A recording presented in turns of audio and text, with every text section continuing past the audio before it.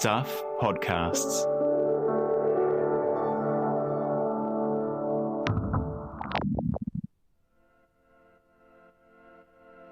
Hi, it's Michael Wright here, and welcome to The Long Read from Stuff, a podcast that showcases our best long-form writing. This episode's story is called The Madness and Genius of Tarras International Airport. It was written by Stuff senior writer Mike White, who joins me now. Hi, Mike.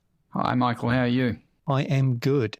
Mike, tell us a bit about this story. It's a little different to most of the others we've featured on The Long Read in that it's more of a news feature. So what was the news that started it all? Okay, so in July last year, news broke that Christchurch Airport had decided to build a massive airport in Tarras. And a lot of people wouldn't even know where Tarras is. It's in Central Otago, sort of up the road from Cromwell and down the road from Wanaka. And what they'd done is they'd spent $45 million buying 750 hectares of land to build a new international airport that would take wide-body jets. And for everyone, when that was announced, it was a complete shock, because why would an airport company in Christchurch be building an airport in a neighbouring region? I came to the story because I knew Tarras. I'd spent time there before and I'd written stories about it and knew some of the people living there. And I just thought, this is too bizarre for words, and decided to have a bit more of a look at it. This, I'm sure some listeners will remember, this was a big story at the time, especially in Central Otago. You spent a bit of time there to report this story. So without further ado, and with a little strong language, here is Adam Dudding reading Mike's story, The Madness and Genius of Tarras International Airport. Malcolm Johns was nervous. For months, Christchurch Airport had been anonymously buying farmland at Tarras in Central Otago to build a massive airport right under the nose of their biggest competitor, Queenstown Airport. Time and again, their agent had gone back to the farmers and upped their offer. Nearly 400 kilometres away, Johns, the Christchurch Airport CEO, was sweating they'd be outed before the last farm was bought and the deal closed. If Queenstown Airport got wind of what they were doing, they might try to thwart it. And there was a budget they had to stay within, otherwise the project would have become unviable. To minimise the risk of their plan becoming public knowledge, only a dozen airport executives and board members had any idea about the Tarras scheme. The plan was codenamed Project Oscar because in aviation's phonetic alphabet, Oscar stands for O, and O stood for Otago. The airport company, 3/4 owned by Christchurch City Council and 1/4 by the government, had been working on it for 2 years. Air New Zealand and others had long stated Queenstown Airport couldn't cope with exploding tourist numbers, and Central Otago needed a new airport. The idea wasn't new. Alternatives to Queenstown's picturesque but short and fraught runway had been mooted for 30 years. 4 separate reports were written. A new airport at Mossburn in northern Southland got consent before being overturned on appeal due to noise and visual effects. Queenstown Airport investigated numerous sites.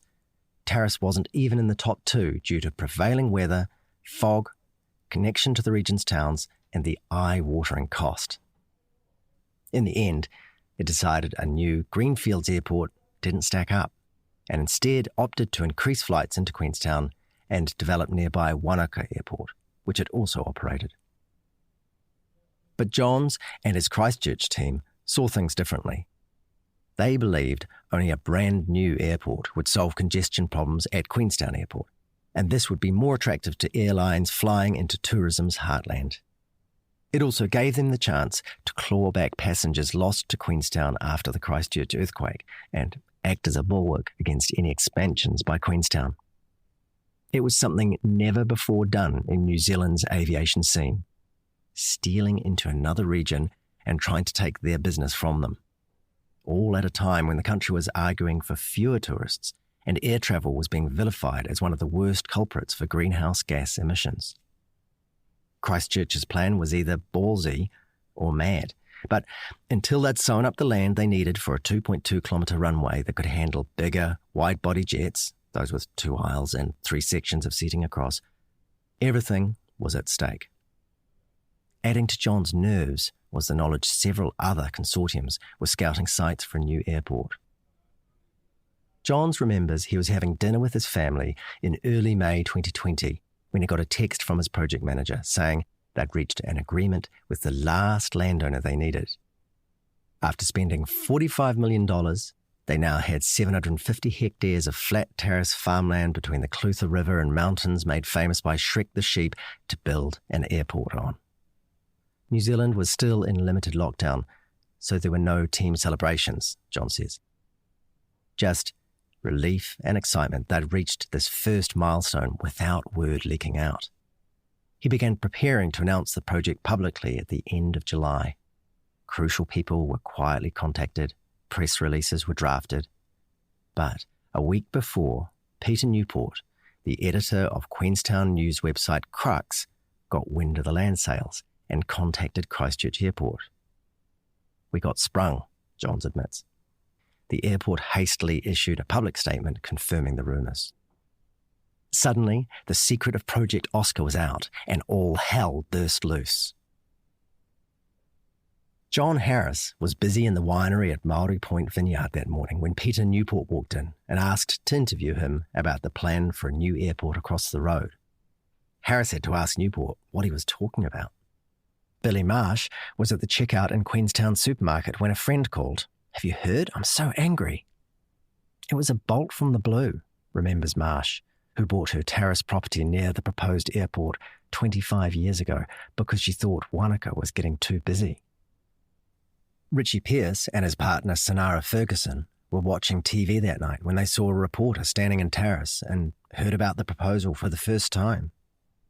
"We thought it was an April Fool's joke," says Ferguson, from their house overlooking the proposed airport site.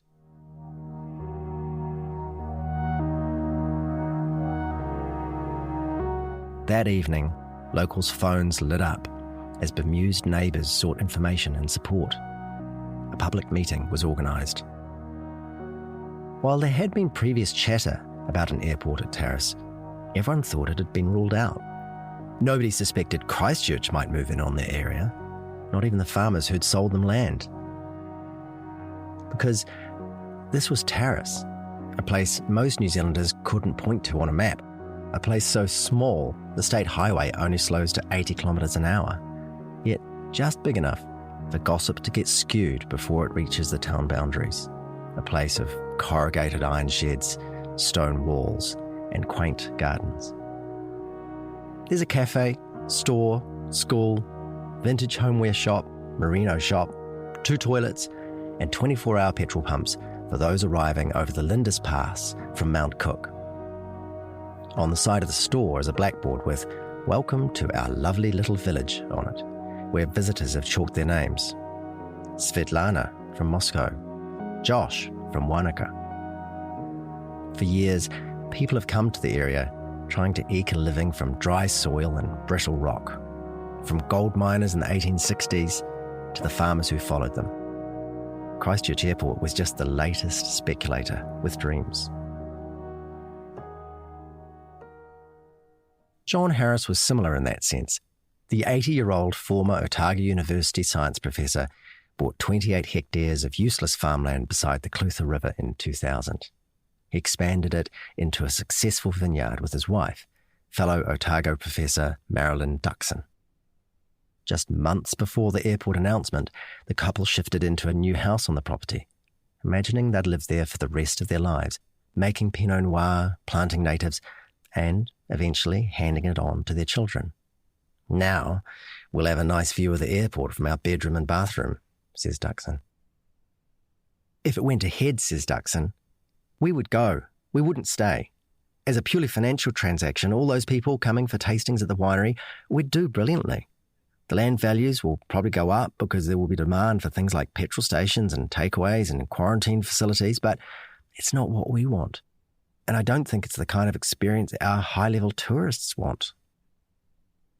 The couple felt caught in a pissing contest between 2 antagonistic airport companies and were astounded the government and Christchurch City Council remained silent on something with enormous ramifications for the whole country. A few kilometres downstream, on the Clutha's edge, Billy and Wayne Marsh have turned 20 hectares of willow and weed jungle into a beautiful home and farmlet. "We came here for the peace and quiet and to get away," says Billy, who's 67 and who's a past president of Rural Women in Tarras. "And here we are, minding our own business, and this happens. Now we've got it hanging over us, and we've got all this work to do to battle against it." Wayne is sceptical the airport will ever happen, bringing more tourists into an already stressed region, more greenhouse gas emissions from more planes, the cost of building it, the cost of upgrading roads and bridges leading to it, the difficult council consent process, all seem stacked against it. But Billy remains concerned. "I don't think they'd spend $45 million without doing some homework. If it did go ahead, they'd leave." "We know it as this," Billy says, sweeping an arm in an arc over the snow-streaked Pisa Range and the path of the Clutha. "The change would be so extreme, so we couldn't accept going to that." On the other side of the valley, amongst schist tors and wild thyme near Bendigo Station, Richie Pearce and Sonara Ferguson's living room window frames the proposed airport. At worst, the flight path will be directly overhead. At best, it will go down the valley just west of them. A year ago, they opened 2 tourist cabins, and Pearce says there's no way their guests' experience and sense of isolation wouldn't be affected. He believes most locals oppose the airport, and he's willing to help fight it. "You just won't recognise Tarras," he says. "It's really the fact it can just come and destroy a community like that. I think it'd be a travesty if it could get bulldozed through." Yvonne and Neil Martin shifted from Christchurch to the Queensbury Hills above Tarras 2 years ago to run a bed and breakfast and dog daycare. They're still Christchurch ratepayers and are astounded that $45 million isn't being spent improving Christchurch as a destination at a time the city was desperate for tourists. "I can't understand why the hoteliers and hospitality industry in Christchurch aren't up in arms about it," says Neil. "I'd be going to the mayor asking, what's going on? Why are you allowing this? What's Canterbury's tourism agency doing about it?" Every small town south of Christchurch would suffer if tourists flew into Tarras instead of Christchurch, he says. "Nobody's going to say, oh, let's backtrack to Geraldine." Yvonne says visitors they hosted felt Central Otago was already overcrowded and it was spoiling their experience. Yet Christchurch Airport intended funneling even more tourists here. "There's just no national vision," she says. "No national leadership about where New Zealand needs to go with its tourism. Local communities want to control and manage their growth. They don't want a corporate raider coming in and saying, this is what you're getting." News of Christchurch Airport's strike into Central Otago shocked almost everyone.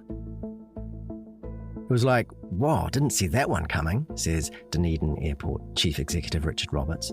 "It's unprecedented and it kind of put a lot of people on their ass, like, where did that come from?" Roberts struggles to understand why another airport is needed, given there are already 3 internationally capable airports within 3 hours of each other: Queenstown, Dunedin and Invercargill. "Is there already capacity?" he says. The answer is yes. "Okay, so why are we building this airport?" The answer is, I don't know. Roberts blames the culture of competition in New Zealand's tourism sector for what's happened, with 31 regions encouraged to battle each other for visitors. "I think always, everybody is better together. I see the lone wolf as an inefficient way of doing what we need to do." While Tarras might steal passengers and flights from Dunedin, Roberts says he's never been approached or had any discussions with Christchurch Airport, despite John's insisting they have. Nor has Colin Keel, Queenstown Airport's chief executive, who heard about their Challenges plan via the media. Having considered Tarras and other greenfield sites, Keel was perplexed by Christchurch's decision. Even now, he won't call it a proposal, preferring proposition, because as he puts it, it just doesn't stack up. Keel says the Lower South Island is well served by its current airports. He points out new airports weren't on the government's list of so-called shovel-ready infrastructure projects, indicating national transport priorities lay elsewhere, such as roads and rail. Aviation entrepreneur Ewan Wilson, who established Kiwi Air and is now a Hamilton City Councillor, says the Tarras proposal was, quote, a survival strategy, given the business Christchurch Airport had lost to Queenstown. This is commercial egos at play, he says. This is aeropolitical geopolitical manoeuvring. 10 out of 10 for the first strategic move, but by gosh, before you start doing anything, you'd better be willing to invest heavily in a very well thought out business plan. And you don't want to get that wrong.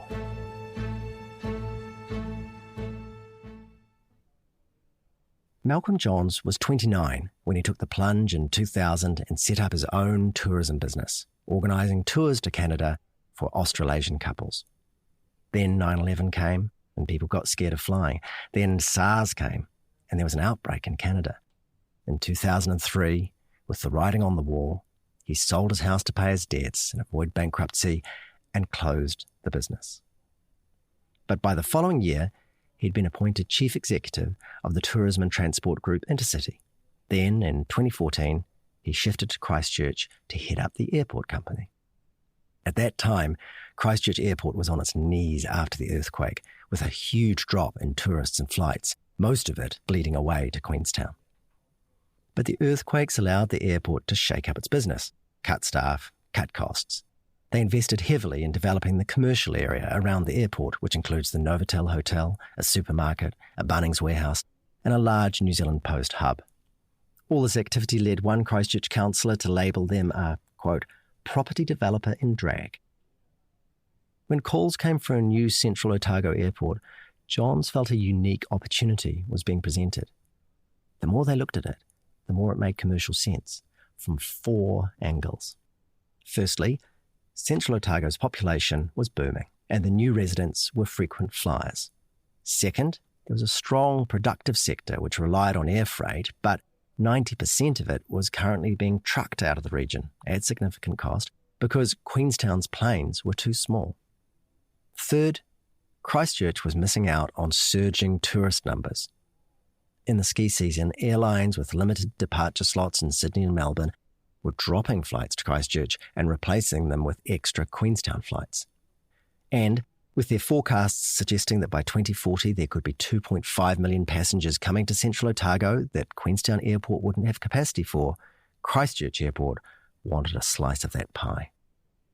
And fourth, the inability to fly bigger, more efficient planes into Queenstown meant higher carbon emissions at a time when airlines were desperate to reduce this.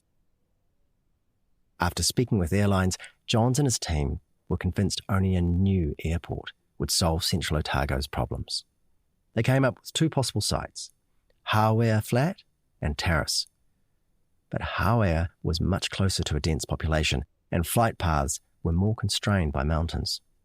So we opted for Tarras as the optimal site, says Johns, and we set about purchasing that land on the open market. At best, it will be 10 years before planes are flying into Tarras. 3 years to plan it, 3 years to get consent, 3 years to build it. At any of these stages, there might be things that make the project unviable or impossible. Tourism might not pick up. They might not get consent from the Central Otago District Council. Construction costs could balloon past the estimated 400 to 600 million. Just weeks before he announced the Tarras project, Johns told a reporter, "There's no doubt this is a risky time for aviation and tourism." But he's adamant that sometime in the next 50 years, the numbers and need will align, and an international airport at Tarras will be built. "We're not going anywhere anytime soon," insists Johns. "The plan is to own the land for at least 75 years until the project is viable." "Let's say Queenstown reaches capacity in 2030 and you go ahead and develop Wanaka," Johns says, "and that reaches capacity in 2035. What do you do after that? We'll still own our land."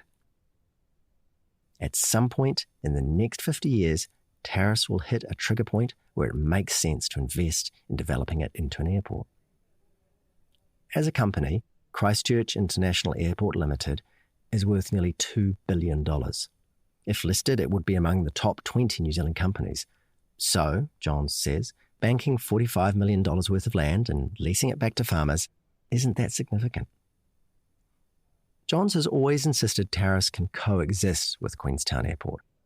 But there's no doubt Christchurch's plan is calculated competition. Its situation was clearly laid out in its 2020 statement of intent. Quote, Christchurch International Airport's position within the New Zealand aviation market remains under pressure, it read. Our growth is not keeping pace with national growth, therefore we are losing market share. But the Tarras plan also has roots in bad blood between airports, and outward corporate bonhomie is belied by bitterness. In 2010, 25% of Queenstown Airport was sold to Christchurch Airport's biggest rival, Auckland International Airport. The rest remained with Queenstown Lakes District Council. There's no question, says Johns, that if the good folk of Queenstown had put their shares in Queenstown Airport on the open market, we would have bid for those shares. That didn't occur. It was a private sale to Auckland Airport. And had there been an invitation to co-invest in new infrastructure in that part of the world, would we have been interested? Absolutely we would have been. But there wasn't. Snubbed, Christchurch Airport kept Queenstown in the dark about their Central Otago plans, then sprang the Tarras project on a stunned opponent. Queenstown Airport believes booming tourist numbers can be soaked up by expanding Wanaka Airport to take jets at a cost of up to $400 million. But everyone agrees there's no room for Tarras and Wanaka, 20 kilometres from each other. If you build both airports, one or both of us has to be dumb, says Johns, and we're saying we're not dumb. Look, I'm not sitting here saying we made the right decision and someone else made the wrong decision. I'm saying we made an informed decision, and we have a plan. Having spoken extensively with the 11 airlines currently flying into Christchurch, Johns says nothing's keeping him awake, thinking he might have made a $45 million blunder.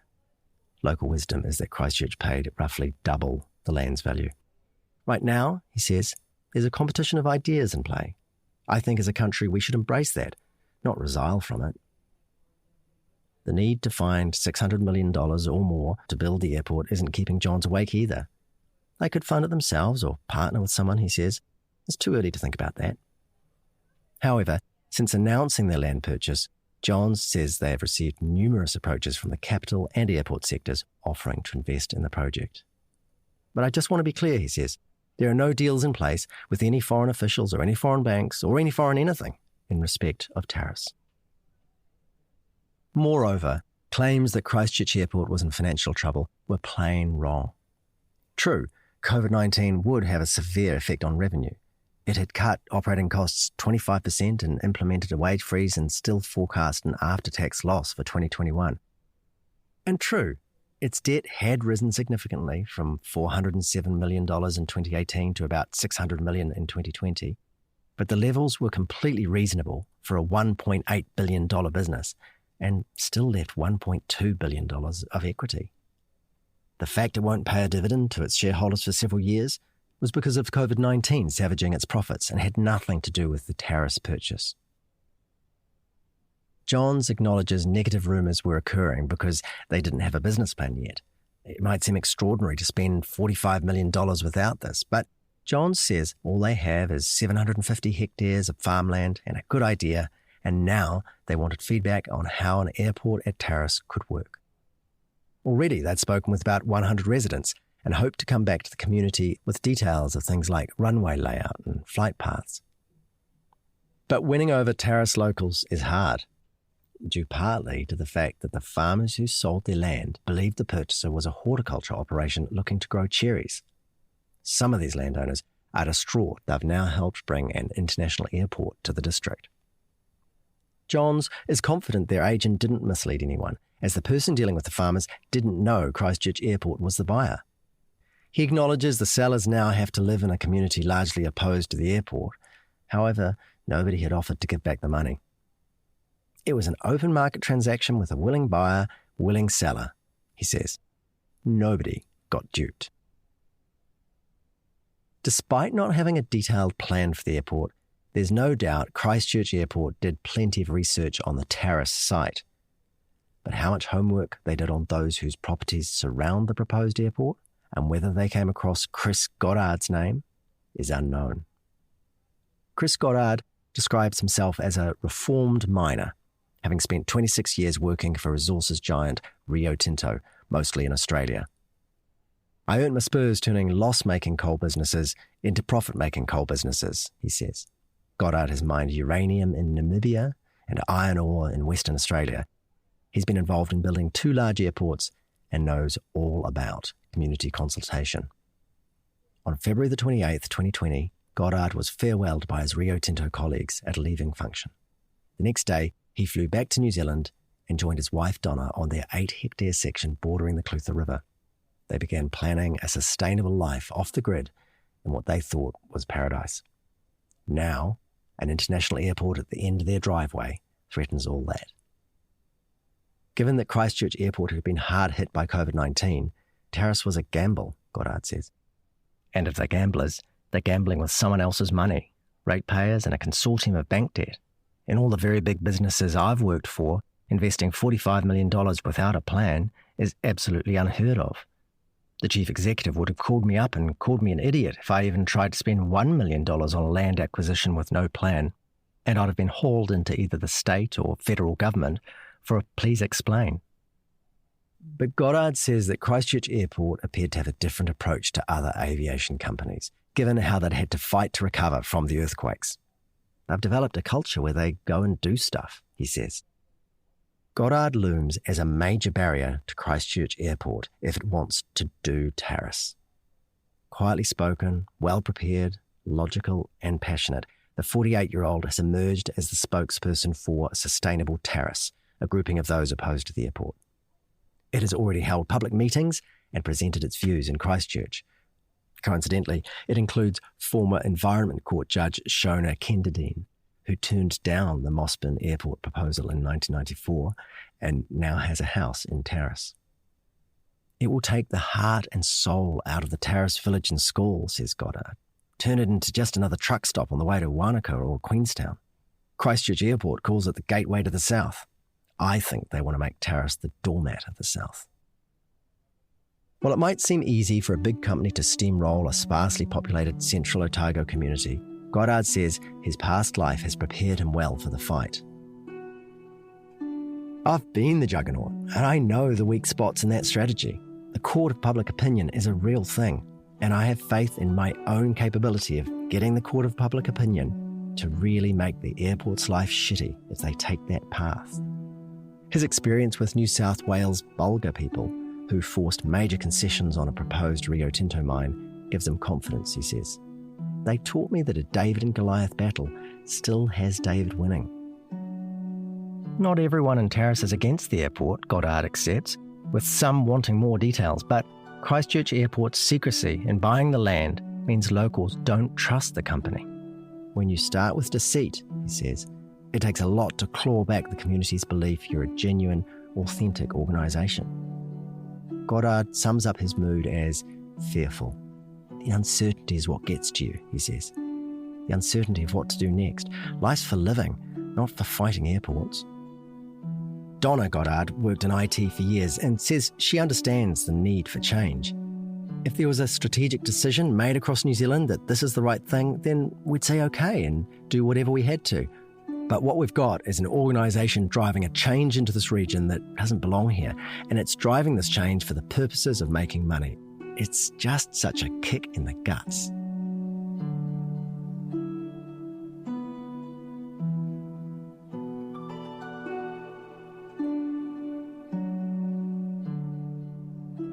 On the other side of the airport's land, 3 kilometres up the Ardgour Valley, Beau Trevathan is scornful.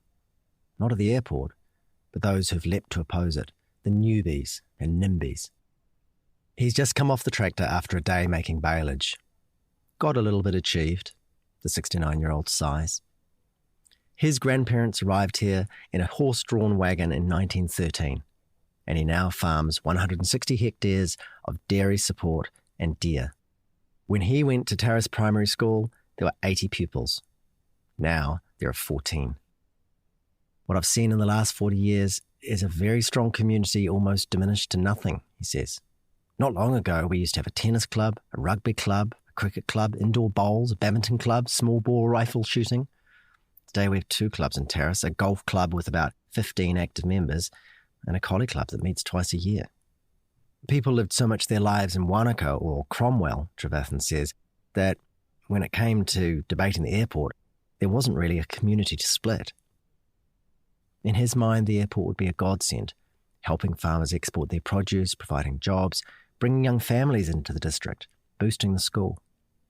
It'll put it on the map, he says. At the moment, whose it is on the map anyway? It's all part of an evolving world. We can't stop the clock just because we live here and we like the way it was yesterday. It's very easy to jump on the bandwagon and say, don't do it. We went through it all when somebody suggested building a dam on the Clutha River. Now I can't find anybody who says this valley's worse off as a result of the Clyde Dam. The old days would still be today if it wasn't for the Clyde Dam, and we'd still be in the backwaters. Trevathan's son Johnny is on the farm now, and the 5th generation of Trevathans is due in 2021. Bo hopes to still be around when the first planes fly into Tarras. The opportunities will just be enormous, he says. And we're not here building a wall, trying to stop something just for our own selfish interests. Christchurch Airport's foray has consequences far beyond Tarras. In Queenstown, Mayor Jim Bolt is clearly fuming, calling the intrusion immoral. Because both Christchurch and Queenstown airports are majority owned by their councils, Bolt says it means one local body is competing against another. And I'm not sure that's what councils are supposed to do. But we've been forced into it because our neighbour from a bit further up the island would like to have a share in what's happening in our part of the world. Ironically, Bolt was chief executive of Christchurch Airport from 2009 to 2013. He says his successor, Johns, is now trying to foist wide-body jets on a region that's clearly shown it doesn't want them. Bolt suggests Christchurch Airport should be making its own city more attractive for visitors rather than trying to nick something from its neighbour's patch. The way he sees it, anyone flying into Tarras will still want to come to Queenstown, 70 minutes away by road, meaning hundreds of millions of dollars would need to be spent improving the 2 routes, over the Crown Range or through the Kauro Gorge. This tourist travel, along with workers commuting from Queenstown, Wanaka or Cromwell to Tarras Airport, would create significant carbon emissions. I think it would be a financial and ecological disaster, says Bolt. Even if they reached the limit of flights into Queenstown and Wanaka, there's a perfectly good airport at a place called Invercargill, says Bolt. So why would you go and build another one? Invercargill has the country's 3rd longest commercial runway and would need only modest improvements to regularly handle jets from overseas. It's also closer to Milford Sound than Queenstown is, and an hour closer than Tarras is. Bolt predicts a new airport would cost close to $1 billion. If you ask me whether I'd put my own money into it, not a show in hell. And he was surprised there hadn't been more reaction from Christchurch ratepayers whose airport was spending money on a high-risk venture out of their district. Christchurch Mayor Leanne Dalziel, who's refused to discuss the issue with Bolt, also refused an interview with Stuff, instead issuing a brief statement saying the council understood the plan and Christchurch Airport was a standalone business. Christchurch's tourism and development head, Joanna Norris, also wouldn't answer questions on the potentially dramatic effect of diverting tourists from Christchurch's hotels, shops and restaurants to Tarras, saying she hadn't seen any economic analysis. City Councillor Sam McDonald understands there is concern about the Tarras proposal, but says, from my point of view, and it's probably a selfish view, it's about driving the best return we can for the ratepayer of Christchurch. While he appreciated residents' frustration about $45 million being spent in another province when their water pipes needed fixing, McDonald says they have to trust it would pay off. The mayor at the heart of the controversy is Central Otago District's Tim Cadigan. At the moment, he says, I'm being Switzerland on this one. Cadigan only learned of the Tarras plan 30 minutes before it was announced publicly. He's staying neutral for 2 reasons. 1, his council may well decide if the airport gets resource consent, and 2, the range of views within the region. I've got fruit growers saying to me, Dreamline is flying into Tarras to get cherries to China. What a great thing. But if you'd bought your piece of paradise in Tarras, thinking you'd live in an idyllic lifestyle, you'll have a different view. And councils always get stuck in the middle. I've got 23,000 people, and 23,000 different viewpoints.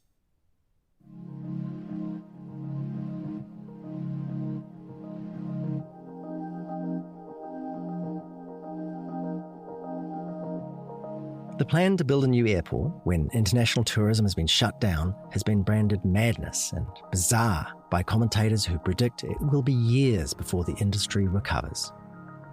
But do New Zealanders want tourist numbers to return to pre-COVID levels or exceed them, which is what Christchurch Airport's plan relies on?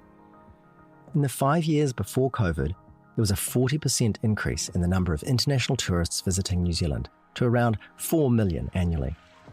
There are estimates that this could grow to between 10 and 13 million by 2050. Queenstown was already creaking with 3.2 million visitors a year. A 2019 tourism industry survey showed the consequences of this. 43% of respondents believed international tourism was putting too much pressure on the country, up from only 18% just 3 years earlier. In Otago, that rose to 69% of residents and 76% in Queenstown. A majority of New Zealanders felt predicted increases in international tourists were too high. In December 2019, Parliamentary Commissioner for the Environment Simon Upton issued a report clearly laying out the pressure tourism was causing and how increased numbers risked killing the golden goose, the environment that tourists visited New Zealand to see.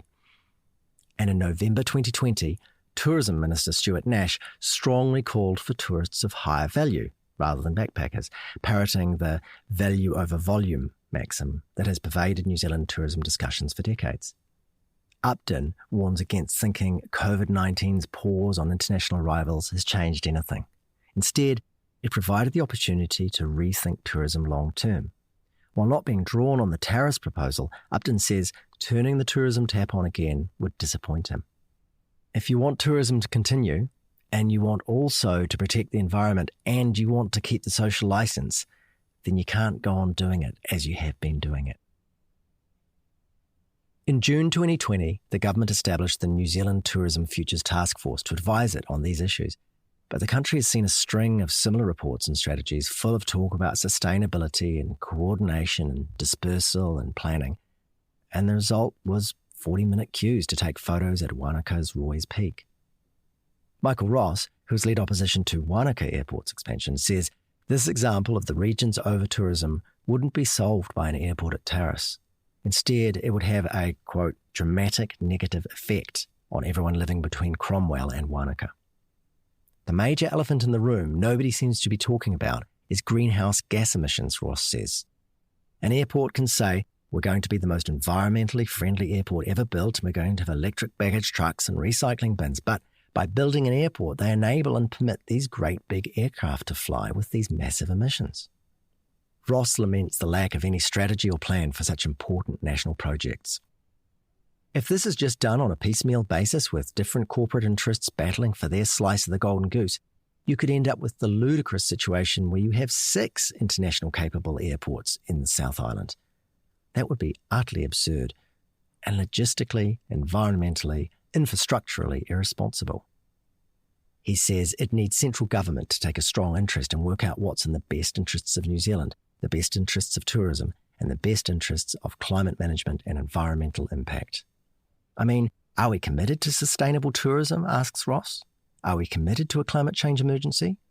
What do we want for this precious part of New Zealand? It would be useful to know the answers to these questions. However, requests for interviews with 5 government ministers covering 6 relevant portfolios, tourism, infrastructure, transport, climate change, finance, and state-owned enterprises, were declined. Instead, the ministers offered written statements effectively wiping their hands of the issue, saying it was a matter for Christchurch Airport's board. The fact that the government owns 25% of Christchurch Airport and 50% of Dunedin Airport, which could be hit by the Tarras proposal, and appointed 2 of the board members who approved the Tarras plan, seems unimportant. It also seems to fly in the face of 2019's New Zealand Aotearoa tourism strategy, which said, the government is taking a stronger role as the steward of the tourism system to improve coordination, planning and sustainable funding, and even mentions its role in international air services. It's difficult to see how this hands-on promise fits with the government's decidedly hands-off approach when confronted with Tarras Airport, one of the largest pieces of national tourism infrastructure proposed for decades. Moreover, Tourism Minister Stuart Nash's statement that he, quote, expects the wider tourism industry to work together on major structural issues facing the sector, unquote, appears wildly wishful thinking given the outright competition between Christchurch and Queenstown airports, and the fact Christchurch hasn't spoken with any of the three other main airports in the area, or Queenstown's mayor.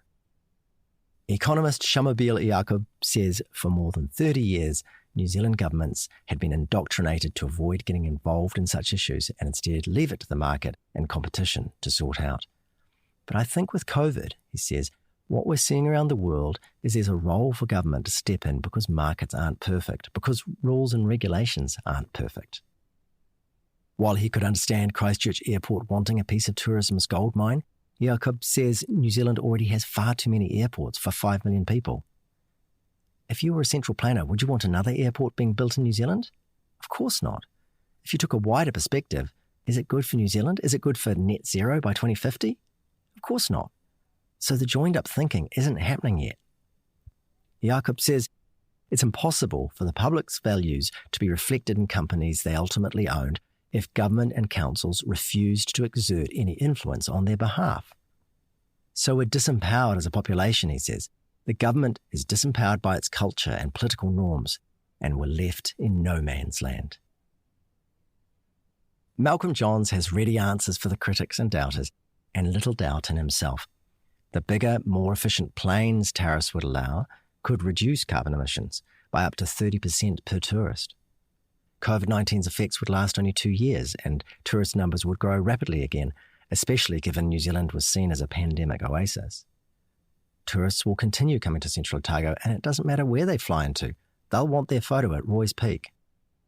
New Zealand could either cap tourist numbers or build more infrastructure to deal with them, but there was no industry like tourism that could boost regional employment and generate foreign-paid tax to help pay what we've spent combating COVID-19.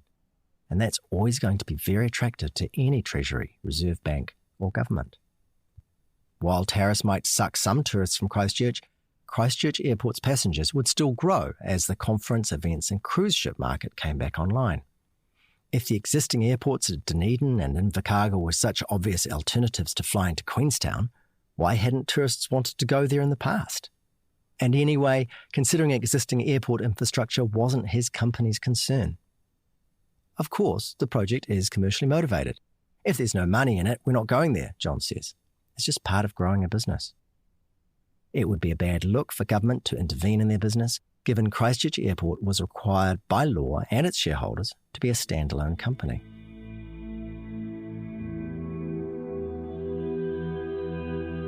When his young tourism company went bust, John says he lost the fear of failing.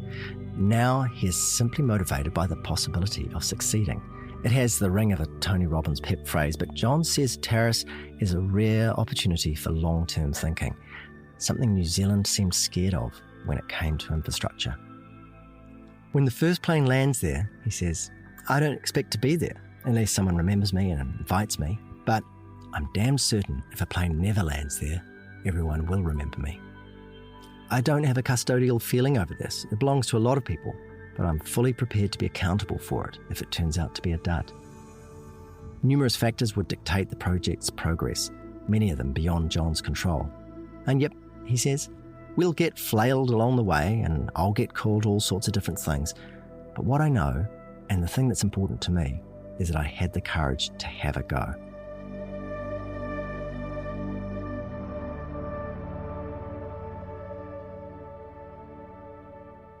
John Hillhorst says building an airport at Tarras is a brilliant idea, as long as you close Queenstown Airport. For 2 years, the retired Queenstown teacher has been part of Flight Plan 2050, a group calling for Queenstown Airport to be closed. It wants the land used for high-density housing to stop urban sprawl along Lake Wakatipu and a new airport to be built elsewhere in Central Otago. The group had also identified Tarras as the best location, and Hillhorst says he was one of the few unsurprised by Christchurch Airport's move. The fact Queenstown's airport company and council had failed to properly investigate this option astounds Hillhorst. But it was actually a godsend for them, he says. Now, somebody else would pay for a new airport, allowing the council to sell the airport land at Frankton and net close to $1 billion to invest in Queenstown's infrastructure and services. Additionally, they wouldn't need to spend money expanding Wanaka Airport. Hillhorst likens it to someone needing to extend their house because their family was growing, but not having enough land, so they planned to build another house down the road. And then somebody walks in and says, "Hey, I'll build you a house on a bigger section and I'll let you live in it for free, for life. And you can now sell your house for a shitload of money that you can do a whole lot of good with." Having competing international airports at Queenstown and Tarras would be crazy, Hillhorst says. But at the moment, decisions were being made by these commercial companies that would have far-reaching effects for New Zealand, while the government said it had no role in ensuring coordination and cooperation. It is, he says, an absolutely atrocious situation.